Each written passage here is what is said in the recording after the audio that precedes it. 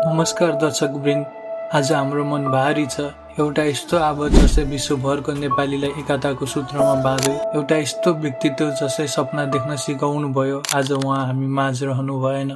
Indian idol season 3 का विजेता गायक तथा अभिनेता प्रशान्त तामाङको आज 43 वर्षको अल्पायुमै निधन भएको छ। यो खबर सुन्दा सुरुमा कसैलाई पनि विश्वास लागेन। आइतबार बिहान दिल्ली स्थित आफ्नै निवासमा उहाँलाई अचानक हृदयाघात भयो।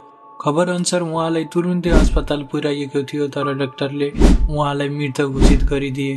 भर्खरै मात्र उहाँ अरुणाचल प्रदेशका सांगीतिक कार्यक्रम सकेर दिल्ली फर्किनु भएको थियो। स्वास्थ्यमा कुनै पनि समस्या नभएका प्रशान्तको यसरी अचानक भएको विदाईले संगीत क्षेत्र र सारा नेपालीलाई ठूलो चोट पुर्याएको छ। सन् 2007 मा जब उहाँले इन्डियन आइडल उपाधि जित्नुभयो, त्यो केवल एक गायन प्रतियोगिताको जित मात्र थिएन, त्यो सारा विश्वमा छरिएका नेपालीहरूलाई एकता र पहिचानको जित थियो। उहाँले गोर्खा पल्टन, परदेशी 2 जस्ता सफल चलचित्रहरू मार्फत नेपाली सिन क्षेत्रलाई उचाइमा पुर्याउनु भयो। गोर्खा पल्टनको सफलताले नेपाली फिल्म उद्योगमा एक नयाँ लहर ल्याएको थियो। कोलकाता प्रहरीमा एक साधारण हवलदारबाट आफ्नो यात्रा सुरु गर्नुभएको प्रशान्त कहिले बदलिएनन्। उहाँको नम्रता र शालीन स्वभाव नै उहाँको सबैभन्दा ठूलो सम्पत्ति थियो। प्रशान्त तामाङ पछिल्लो समय बलिउडमा पनि सक्रिय हुनुहुन्थ्यो। उहाँले सलमान खानको निर्माणमा बन्न लागेको फिल्म ब्याटल अफ गलवानमा समेत काम गरिसक्नु भएको थियो। उहाँको पछाडि श्रीमती गीता थापा र 3.5 वर्षकी छोरी